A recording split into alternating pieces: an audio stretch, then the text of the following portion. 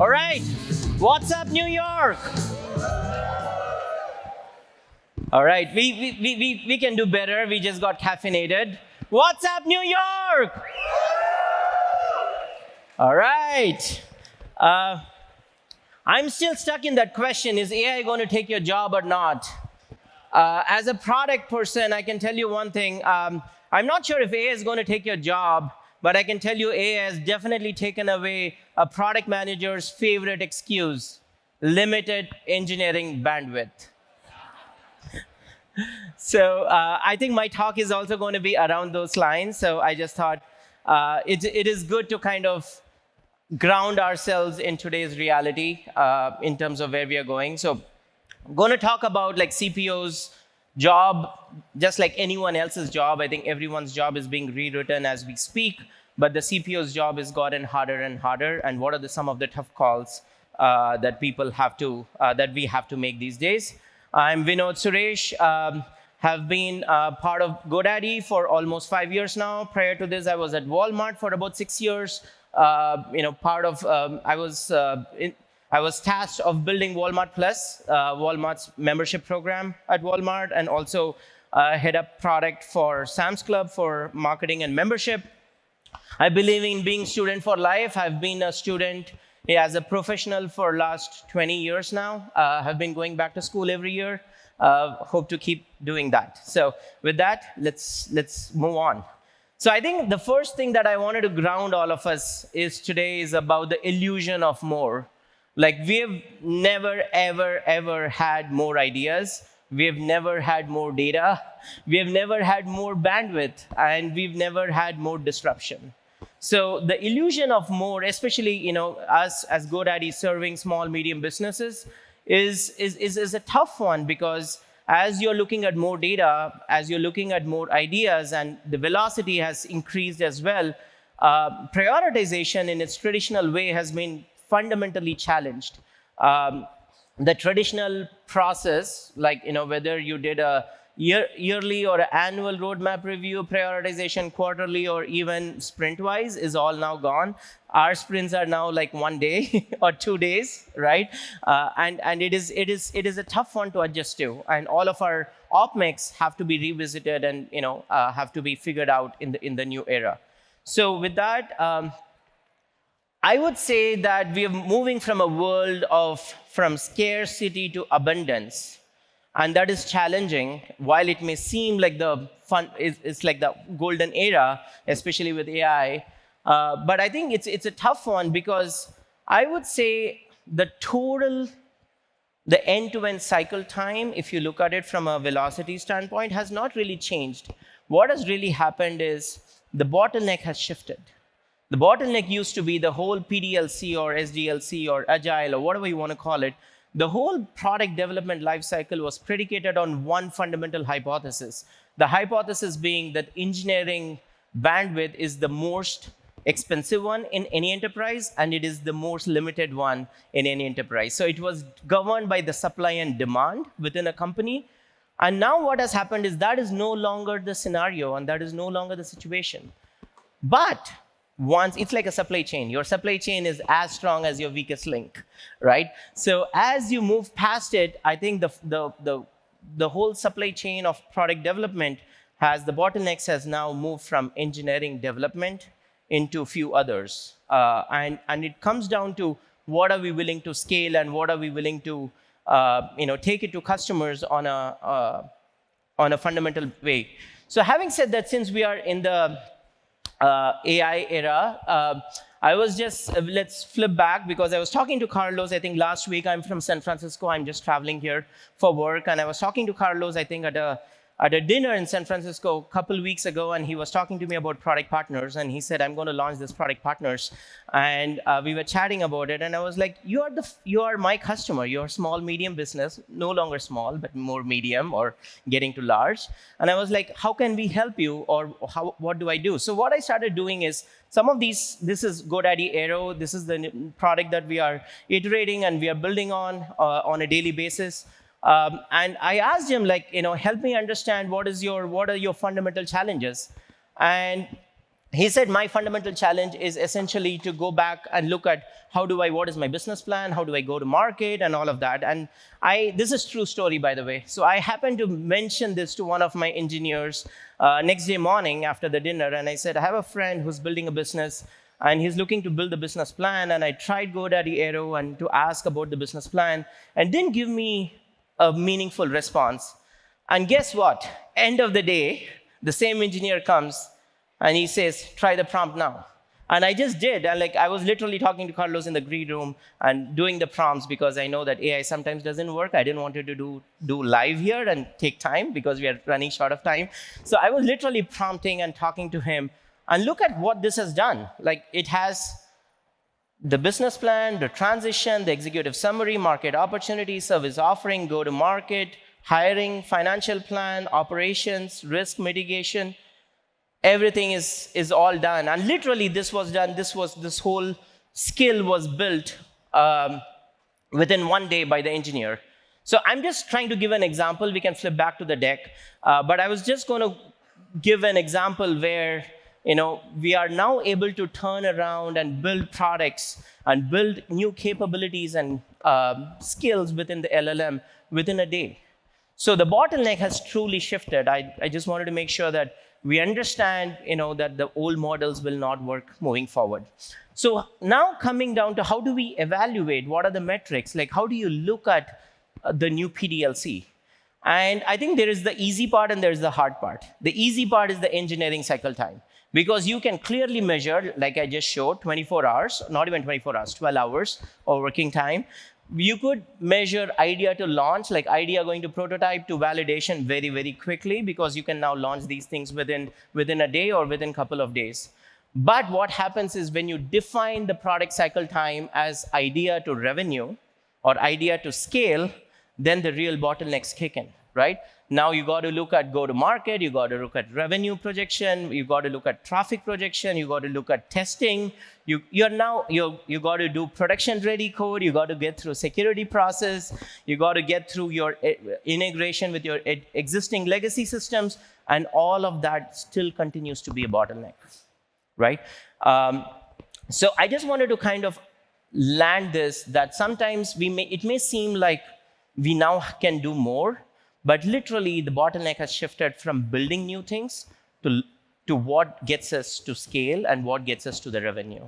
And that, as an enterprise, continues to be a challenge. And we now have to figure out, this is a good problem to have, by the way, but we now need to push the adoption of AI, not just within product and engineering, but within go-to-market, within some of our legacy platforms. We got to move it across the whole value chain of product development. So, I'll go into, just paraphrasing, the anchors and the engines. Idea generation is definitely an engine. Prototyping is easy.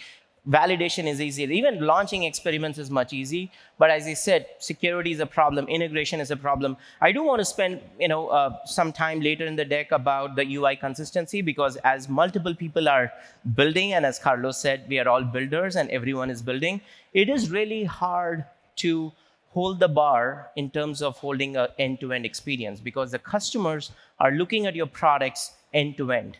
They don't know person A build this, person B build this, but the whole experience has to come together. But depending on which models your engineers or product builders use, you may end up with very different disconnected experience in terms of end-to-end, from an end-to-end standpoint for your customers. And monetization, I think, becomes another critical part, because now which one do you scale, where do you take the traffic to, and what are you willing to test, because there is always a trade-off that you're making. The trade-off has moved from prioritizing your roadmap to trade-off has moved to what do you test and how much traffic do you give and how do you go through this. So I think the second part of this is also about how do you measure success. We've had some traditional metrics like activation, usage, customer, revenue, and AOV, average order value, any of those metrics. But you also have to look at outcomes from a very customer-friendly way, because one of the things that we use is what we call as customer value achieved, which essentially means that, hey, if you're building tools for our customers, yes, we do get subscription, we get renewal revenue, we get new customer acquisition revenue from all of those. But having said that, we also have to make sure that the tools that we are building is actually delivering customer value. And one of the things, metrics that we use, it's a composite metric, CVA. Essentially, for example, for a website, we don't look at, hey, is the customer using the website? We actually see how much traffic are they getting on the website. Are they getting orders on the website? Are they able to make appointments on the website? You only hit CVA when the customer gets value out of this. So I think also looking at metrics in a very different light, I think would be helpful, because now as you go from the traditional business model into like token usage and credit packs, and all of us are kind of testing different pricing options. It is critical that you're not only looking at it from a cost standpoint, but you are continuing to look at it from a value standpoint, and perceived value is super critical now.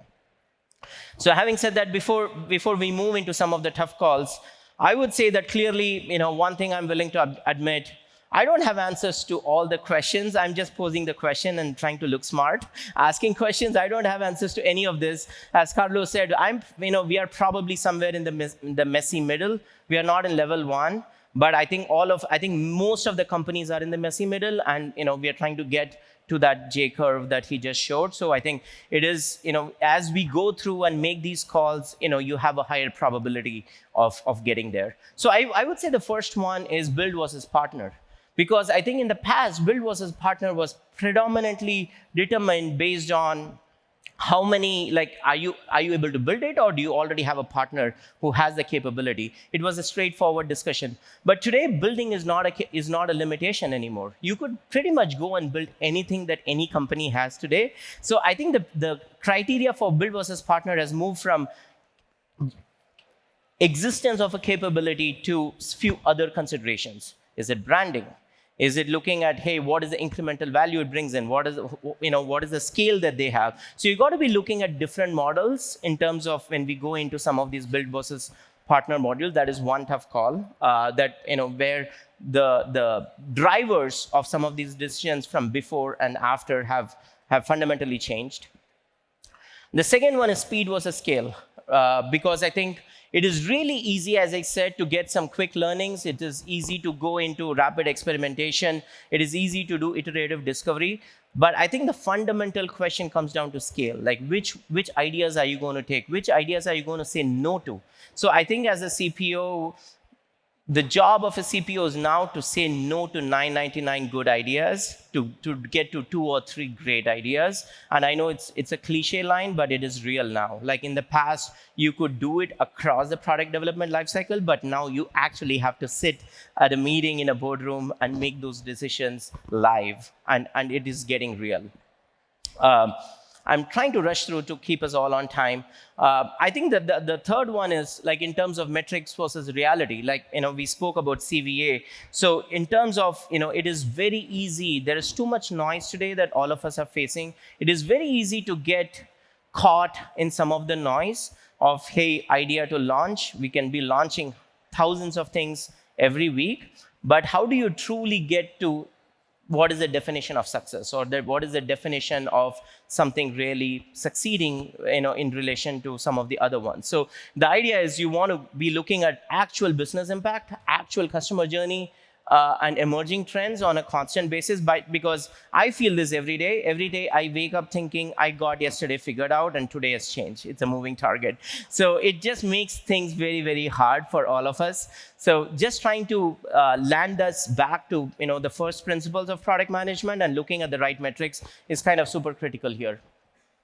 The last one is, not the last, I think the second last one is in terms of today's about making multiple bets. It's not about landing one perfect solution, because by the time you figure out you've landed on one perfect solution, that solution has changed. For all you know, Cloud has launched a new model, or GPT has launched something new, which is probably equal to what you have. So the market is changing so fast.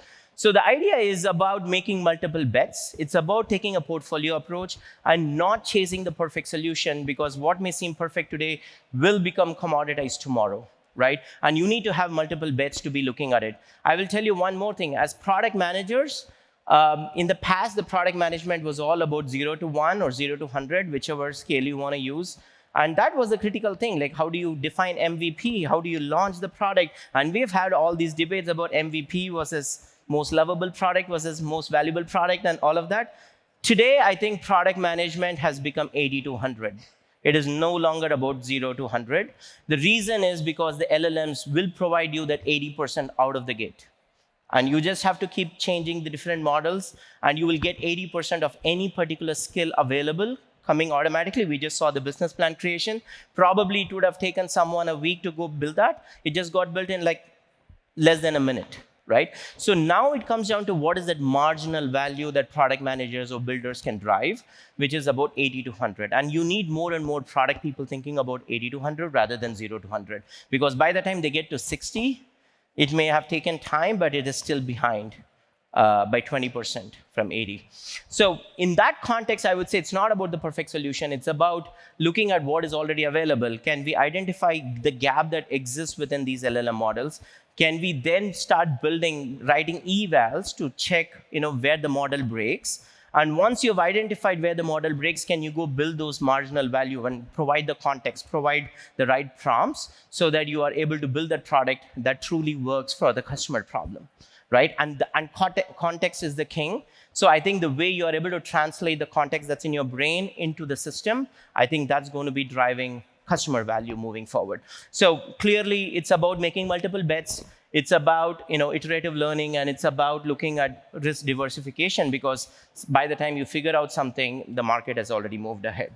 And then the last one I would say is unified experience. I kind of touched upon this earlier in the talk.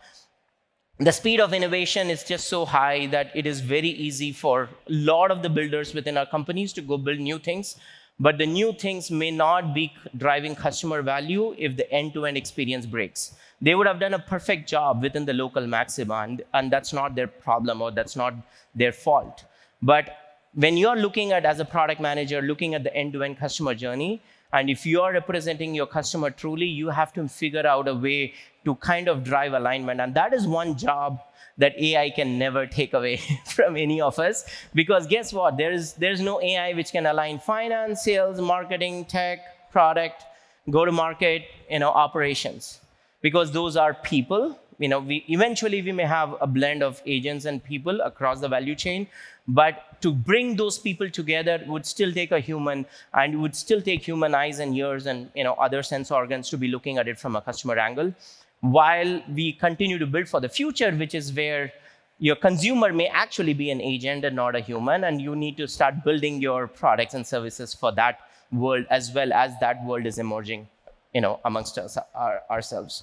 So with that, I would say that what has truly changed is, I'm not going to read through, it's a busy slide, but I would just say that specifically for heads of products or people who are running product teams, and even some of the individual contributor, player coach within the product world, I think you got to be looking at real options, got to be looking at outcomes and customer outcomes rather than feature and usage. You got to be, I think the fundamental model of engagement, which is MAU and DAO and all of those metrics are also fundamentally changing. So just kind of looking at all of those scenarios in a holistic way is going to be super critical. And I want to make sure that we are all thinking about tomorrow's world and not yesterday's world, because, and that slide would change tomorrow, trust me, because I think, the world is moving so fast. So optimize for throughput, measure what matters, own the system, not the roadmap. Design for learning. I think my personal job has shifted or moved from approving roadmaps to managing portfolio of bets. And I want to make sure that your jobs are changing and you guys are ready for that. So I have 3 seconds left. I think I'm right on time. And I will not keep you from the next speaker. Thank you so much.